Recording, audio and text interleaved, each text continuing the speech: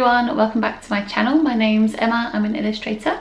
I have an Etsy shop and today's video is all about enamel pins. So these are all the pins. Actually, I have some more. Actually, these are all the enamel pins that I've made. I can't even hold them all at the same time so far. And I've also got some more enamel pins coming, which I'm very excited about. But this video is all going to be about sort of the kind of basics, like a beginner's guide to how you make enamel pins. So I'm going to be talking about like the difference between hard enamel, soft enamel, different types of like sort of designs and like extras that you can have, and yeah, just kind of like the whole step-by-step process.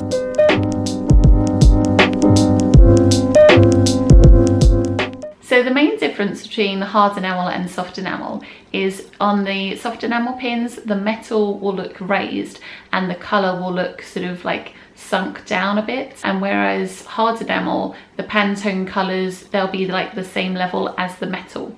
I actually really prefer the look of hard enamel pins for the pins that I create. So all the pins I've made are hard enamel. I will show you a close-up of the pin that I bought from Jess Woodward, which is this adorable tiger.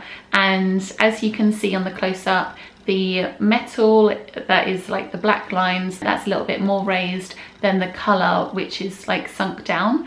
And soft enamel pins can give like a really cool effect, and I think they work really well for like illustrations or sort of like cartoony looking characters. You can get like quite a lot of detail with a soft enamel pin. It sort of depends like what kind of vibe you're going for. If you maybe want something that looks a little bit more like sort of jewelry, or if you just really like the look where it's all like flat and smooth, then hard enamel will be the one for you. Some companies may also offer a resin coating on top of soft enamel pins. Yeah, so that will actually be a soft enamel pin that will look smooth, but it might not look exactly the same as a hard enamel pin.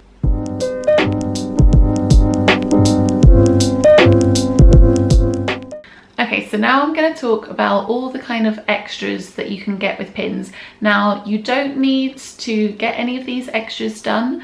They can be quite fun, but they do add extra cost. So some things you can do is you can have glow-in-the-dark pins, you can have glitter, you can have pins with moving parts. So when I found out that I could actually get glitter in an enamel pin, I was very excited. And this was when I was creating my first enamel pins.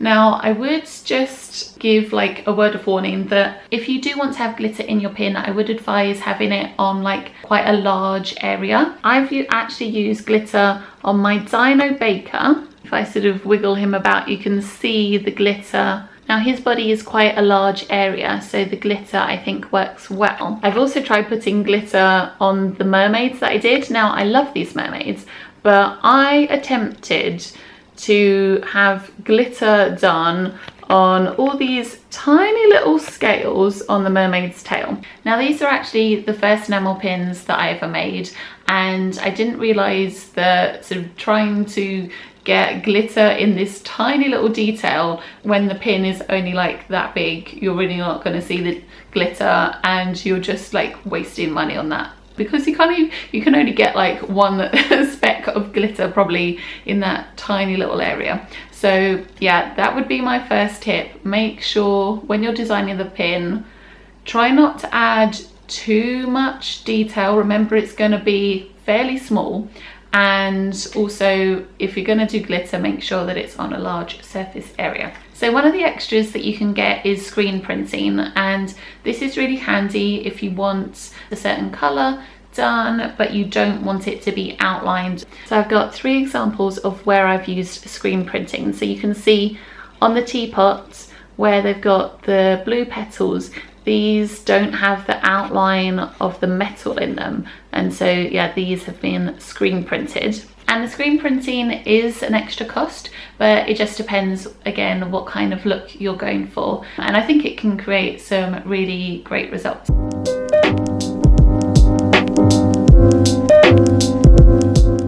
So to create your first pin design, you can do this either like just draw it traditionally with like pencils. I personally love using my iPad now to create enamel pins because that's just really easy and I can like move things around. Quite a lot of pin companies offer a design service, so you can send them sketches and then they will design the pin for you. So that could be a good option if you've got like an idea for a pin but you're not quite sure or you're not quite confident on like how to draw it. Yeah, one tip I would say is try and keep your design as simple as possible, because remember it is gonna be fairly small. Most of my pins are about sort of 3 to 4 centimeters long. One thing you can do to see if the design is working is you can print the design out at the size you want to get it made at and just sort of test, see what it looks like. Alternatively, if you're working digitally, you could like shrink it down on your iPad and see sort of what it looks like at that size. The next thing to do is to decide what Pantone colors you want. You can actually buy Pantone books which will like have all the colors and you can see them in real life.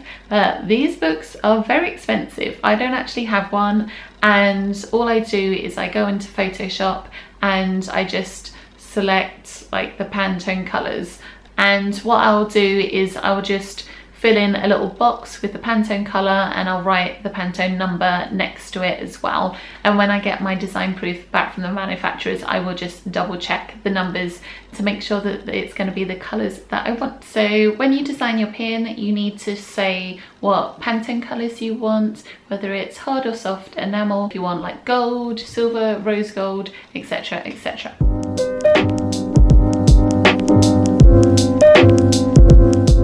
So now you want to find a pin company. Now this can be kind of tricky because it's not entirely like we can test out a number of different pin companies because it is quite a big investment. Some pin companies will also send you out samples of pins, and these will be pins that other people have designed but their manufacturers have made, just so that you can sort of test what the quality is like.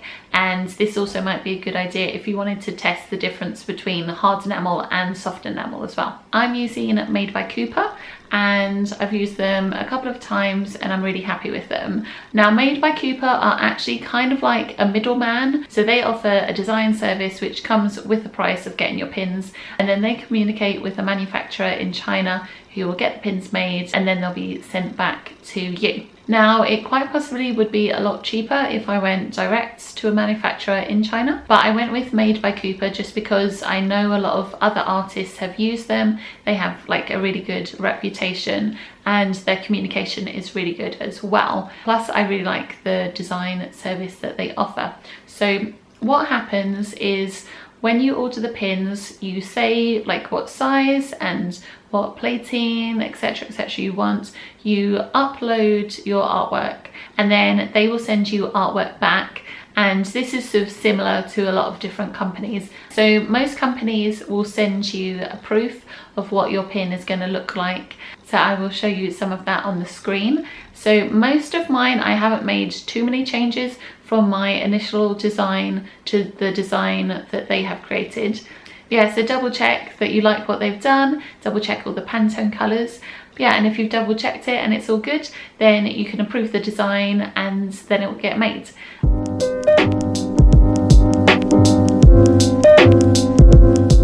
So enamel pins are really, really expensive. Like I said, I could probably save a bit of money if I did go direct to a manufacturer in China. Yeah, so that could be something that you look into. Make sure you look at lots and lots of reviews. Yeah, maybe also see if anybody's willing to share their manufacturer with you. So one thing you can obviously do to keep the cost low is just avoid getting any extras. So you don't necessarily need glitter or like glow in the dark pins, because all of these will just be additional costs. Another thing you can do is you can get your own backing cards made. Yeah, lots of pin companies will offer the backing cards as an extra, but when you look at the price of this, it works out quite expensive for each backing card. Yeah, there's several other companies you can get these from, and you can just search for like business cards.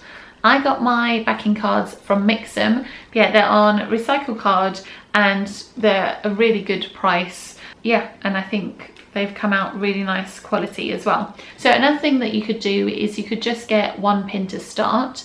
You could also experiment with getting the same pin in several different colours.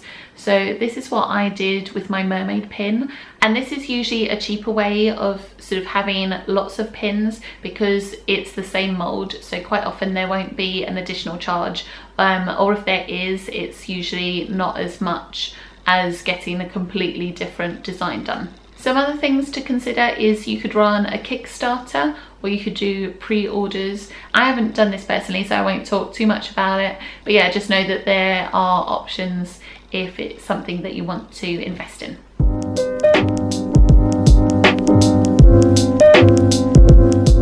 So enamel pins will usually take about 1 or 2 months to arrive, obviously depending on how many times you go back and forth with the designs and also just how busy the company is as well. So when you get your pins, check them as soon as possible. You want to make sure that you're happy with the quality. So what I like to do is I like to check the quality as I'm putting them on the backing cards. So I'll go through each one, check the quality, put it on a backing card, and then decide if it's a first or seconds, and then I like separate those both out. If you seem to have a lot of seconds, then this would be the time to talk to your manufacturers.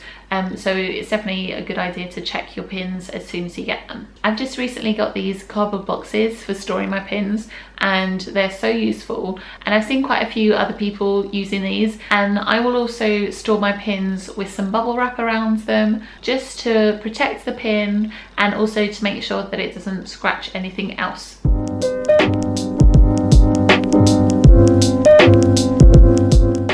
So the last tip is kind of a bonus one, and it's a suggestion of what you can do with all the plastic, just if that's something you're concerned about.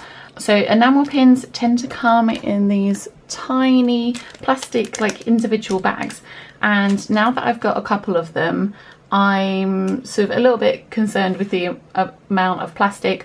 I'm not perfect when it comes to plastic. I still get things in plastic. Something I'm gonna try and do to kind of, as a solution to that, is to make an eco brick. And all you need to make an eco brick is a clean and dry bottle, and all your plastic needs to be clean and dry as well, and you chop it all up and then squish it together. So here's the eco brick so far. I think I can definitely shove a load more plastic down there because I think it's meant to be quite compact. I'm new to making eco bricks myself, but I will leave a link where you can like find some more information if that's something that's of interest to you.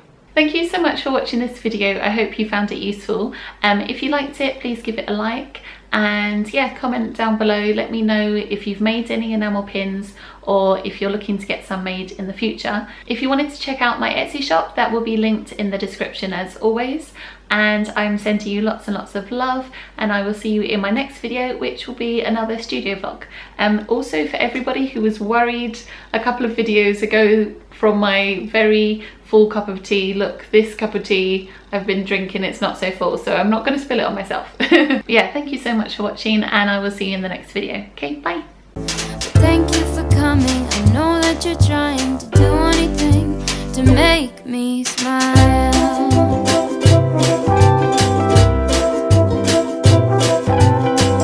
I'll have a cup of tea while you have a latte for